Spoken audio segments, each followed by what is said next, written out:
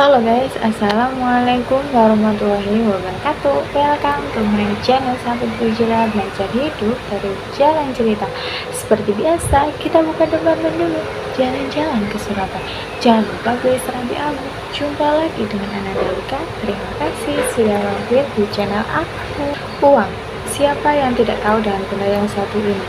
Semua orang membutuhkannya, bahkan berlomba-lomba untuk mencarinya. Tapi bagaimana sejarah uang itu sendiri? Dari mana asalnya dan sejak kapan sih uang itu ada? So, nggak usah berlama-lama, happy watching. Uang sendiri merupakan alat tukar dalam transaksi jual beli. Nah, sebelum adanya jual beli berarti nggak ada uang dong. Nah, sebelum adanya jual beli di dunia ini, itu manusia memenuhi kebutuhannya, yakni pada zaman pra-barter, di mana di sini manusia belum melakukan yang namanya jual beli. Jadi mereka ini untuk memenuhi kebutuhannya itu adalah dengan cara berburu ataupun meramu. Belum ada yang namanya perdagangan.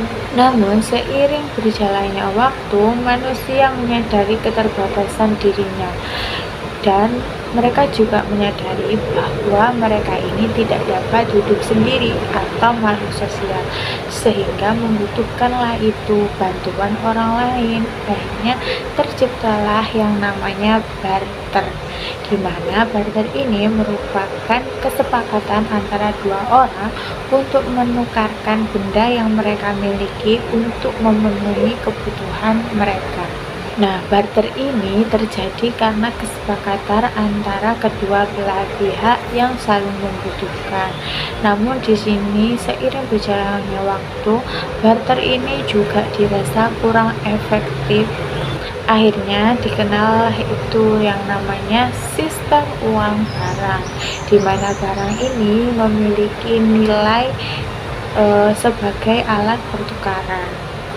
Sistem uang barang ini ada banyak macam jenisnya, ada dari mulai biji-bijian, kemudian manik-manik, teh, tembakau, kerang, kopi, garam, dan masih banyak lagi.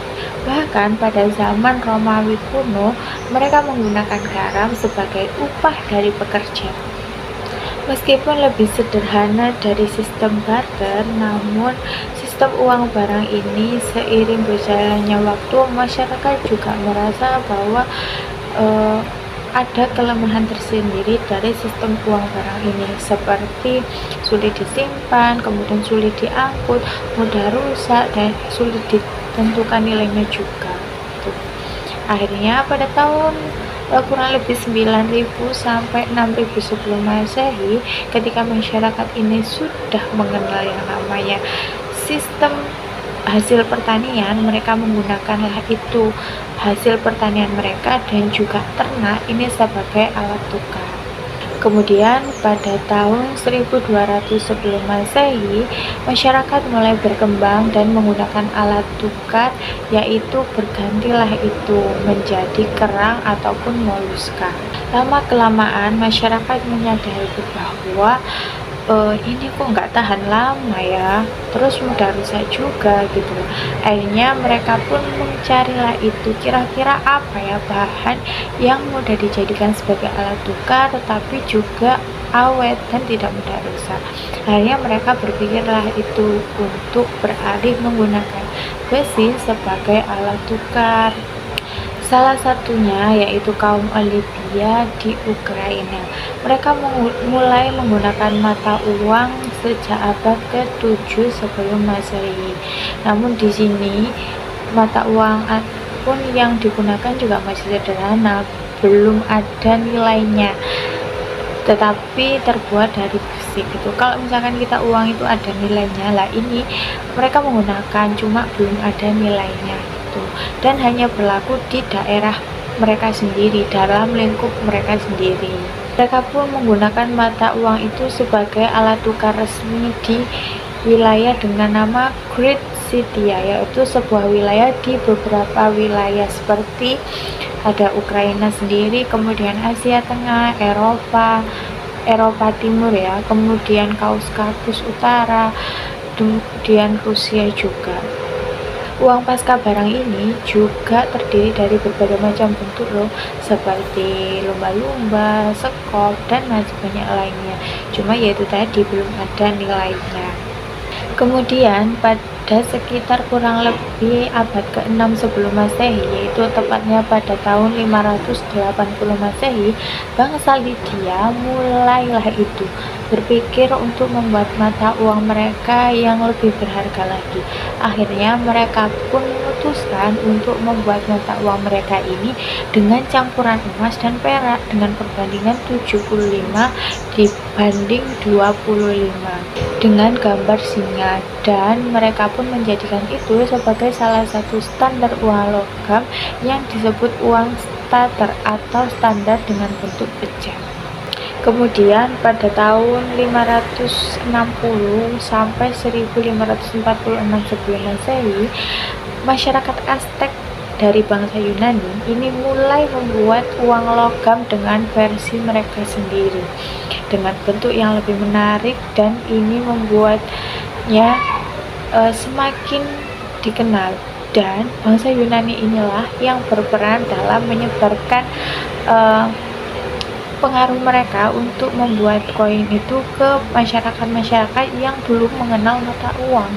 Nah, ketika masyarakat sudah mulai mengenal yang namanya uang logam tersebut, kebutuhan masyarakat pun semakin meningkat. Nah, mereka ini membutuhkanlah itu uang logam dalam jumlah yang besar, tapi uang logam dalam jumlah yang besar kita tahu itu akan sangat berat, ya kan, kemudian ada kekurangannya tersendiri lah, sehingga mereka ini berpikir gimana ya caranya supaya kebutuhan mereka tetap terpenuhi tetapi dalam nominal yang mudah dibawa gitu. Akhirnya terciptalah itu yang namanya uang kertas. Akhirnya Cina pada abad pertama, yaitu pada masa dinasti Tang, ini mulai mencoba untuk membuat mata uang baru yang terbuat dari kertas yang diciptakan oleh Cailun, yang terbuat dari kulit kayu murbei agar uang ini tahan lama. Selain itu, Cina juga membuat mata uang Huizi yang mereka ciptakan pada masa dinasti Song sekitar abad ke-1160 sebagai mata uang resmi mereka. Nah, berawal dari uang kertas yang ditemukan oleh Cina ini, negara-negara yang lainnya juga menciptakan mata uang mereka dengan versinya sendiri gitu. Hingga kini pun uang kertas masih digunakan dan bahkan berkembang menjadi pembayaran yang non tunai atau seperti pembayaran digital, sehingga mereka tidak sulit untuk membawa uang mereka kemana-mana, hanya dengan gawai mereka yang mereka gunakan saja. Tetapi di sisi lain ada juga yang mengatakan bahwa bangsa Mesopotamia itu lebih dulu untuk membuat mata uang dari kertas ini, tetapi bahan yang mereka gunakan itu tidak sekuat yang dibuat oleh Cailun tersebut. Kemudian ada yang namanya transaksi non tunai atau cashless. Nah, sejak kapan ini ada? Ini ada sejak dikeluarkannya kartu kredit pertama oleh First National Bank of Brooklyn pada tahun 1946. Nah, sampai sekarang ini juga masih digunakan karena dirasa lebih praktis dan memudahkan pembayaran secara digital dan dapat digunakan di berbagai transaksi online. Tak berhenti di situ saja, kini juga mulai muncul yang namanya Bitcoin, di mana seiring berjalannya kemajuan teknologi ini, manusia juga berhasil menciptakan uang digital yang kabarnya uang digital ini diciptakan oleh Satoshi Nakamoto pada tahun 2009 dengan nama Bitcoin. Nah, fungsi utama dari Bitcoin ini yaitu sebagai alat transaksi di internet tanpa perantara bank. Lalu bagaimana dengan sejarah uang sendiri di Indonesia ini? Kita bahas. Nah, di Indonesia sendiri, perkembangan uang logam dan uang kertas ini tentu lebih dulu uang logam, karena uang logam ini muncul sekitar abad ke-9 sampai abad ke-12. Itu pertama kali muncul pada masa dinasti Syailendra. Ini terbuat dari emas maupun perak.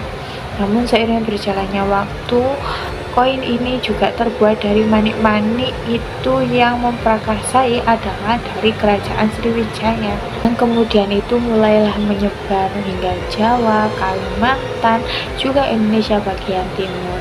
Namun pada akhir abad ke-13, pedagang Cina ini mulailah itu masuk ke Indonesia dan mereka pun mulai bertransaksi. Akhirnya disitulah itu kemudian uang koin tembaga pun mulai digunakan di Indonesia. Setelah terjadi kolonialisasi Belanda di Indonesia, tepatnya pada tahun 1600 hingga 1942 Masehi, ini masyarakat juga mulai menggunakan yang namanya uang perak Belanda yang namanya Rijksgulden atau uang koin Belanda yang menjadi alat tukar standar di Indonesia. Sejak saat itulah uang dengan nilai 5 gulden ke atas itu mulai beredar di Indonesia. Ada beberapa seri yang dikeluarkan oleh The Java's Bank sendiri, mulai dari seri Cipicon, Jerry Mercurius, kemudian seri Bingkai, dan juga seri Wayang. Pada tahun 1748, ini VOC juga mulai memperkenalkan masyarakat Indonesia dengan uang kertas dalam bentuk sertifikat kepada masyarakat, yaitu yang dikeluarkan oleh The Java's Bank, di mana ini merupakan suatu bank yang dibuat oleh masyarakat Hindia Belanda sekitar pada tahun 1828. Nah, pada masa kependudukan Jepang sendiri itu mulai juga terbit mata uang kertas invasi emisi dari ketiga emisi. Nah, diantaranya itu yaitu uang yang berbahasa Belanda yang bertuliskan pemerintah Dai Nippon dan juga uang kertas yang bertuliskan Dai Nippon Teikoku Sheibu. Kemudian maklumat Presiden Republik Indonesia pada 3 Oktober 1945 menetapkan bahwa jenis-jenis mata uang yang sah digunakan di Indonesia pada saat itu ada 4 macam, yaitu yakni dari The Java's Bank, kemudian ada juga dari The Japanese Treasury, kemudian Dai Nippon emisi itu tadi, dan Dai Nippon Teikoku Sheibu. Setelah Indonesia merdeka, tepatnya pada bulan Januari 1946, pengerjaan uang Republik Indonesia atau yang disingkat ORI ini dimulai. Pengerjaan pun dipercayakan kepada mulai dari desain dan juga bahan-bahannya ini dipercayakan kepada percetakan Balai Pustaka Jakarta. Nah, sedangkan untuk pelukis pertama uang Republik Indonesia atau ORI ini adalah Abdul Salam dan juga Surono. Kemudian pada November 1945, Menteri Keuangan A.A. Maramis ini membentuk sebuah panitia penyelenggara percetakan uang kertas Republik Indonesia yang diketuai oleh T.R.B. Suharudin dari Kantor Besar Bank Rakyat Indonesia atau BRI. Melalui keputusan Menteri Keuangan pada tanggal 29 Oktober 1946 ditetapkan berlakunya uang ORI ini secara sah, yaitu pada tanggal 30 Oktober 1946 tepatnya pada pukul 00.00 atau pukul 12 malam, kan? Itu uang yang pertama diciptakan, yaitu ada 1 sen, 5 sen, 10 sen, setengah rupiah, 1 rupiah, 5 rupiah, 10 rupiah, dan juga 100 rupiah. Nah, kemudian sejak diberlakukannya Undang-Undang Nomor 13 Tahun 1968, Bank Indonesia ditetapkan sebagai Bank Sentral Indonesia dan satu-satunya lembaga yang berhak untuk mencetak uang kartal. Nah, pada tahun yang sama ini pula mulailah terbit ORI, Uang Republik Indonesia. Inilah yang merupakan cikal bakal dari uang rupiah Indonesia. Singkatnya, ada banyak sekali jenis-jenis uang yang kita kenal sampai detik ini, mulai dari jenis uang kartal, uang kiral, uang fiat, uang komoditi, kemudian uang digital, dan juga uang barang. Yang pertama, uang kartal ini sama seperti yang kita kenal pada keseharian, yaitu seperti uang koin maupun uang kertas. Kemudian juga yang kedua ada yang namanya uang kiral, ini seperti saldo kita di bank. Yang ketiga yaitu uang komoditi, ini adalah uang yang memiliki nilai intrinsik, misalnya emas atau perak. Kemudian uang fiat, uang yang nilainya ditentukan oleh keputusan pemerintah dan tidak memiliki nilai intrinsik. Kemudian yang kelima ada uang digital, ini uang yang tidak ada bentuk fisik tetapi dalam bentuk elektronik. Kemudian selanjutnya yaitu uang barang, ini merupakan barang yang memiliki nilai seperti uang pada umumnya. Fungsi uang sendiri juga bermacam-macam nih, mulai dari sebagai alat tukar, kemudian sebagai satuan hitung, sebagai alat penyimpan nilai kekayaan, atau juga sebagai standard of dividend payment, yaitu digunakan untuk melakukan pembayaran di masa yang akan datang. Nah, kalau kita tadi sudah berbicara tentang sejarah, jenis, dan juga fungsi, lalu apa manfaat uang sih? Yaitu ada banyak sekali nih, mulai dari sebagai memudahkan transaksi jual beli, kemudian meningkatkan efisiensi ekonomi, kemudian memungkinkan spesialisasi, atau maksudnya itu dengan adanya uang, individu ini dapat fokus pada produksi barang atau jasa tertentu, kemudian memfasilitasi perdagangan internasional, serta menyediakan cara untuk menyimpan kekayaan secara aman. Oke teman-teman, itu tadi sedikit wawasan mengenai bagaimana sejarah uang dari yang awalnya tidak ada sampai sekarang berkembang pesat, bahkan tanpa memegang uang secara fisik kita juga dapat melakukan transaksi. Semoga kita semua diberi kelancaran rezeki untuk memiliki uang sesuai kebutuhan kita semua dan dapat memanfaatkan uang ini dengan sebaik-baiknya. Terima kasih, mohon maaf bila ada kekurangan. Jangan lupa like, komen, dan subscribe-nya. Sampai jumpa di videoku berikutnya. Wassalamualaikum warahmatullahi wabarakatuh. Bye.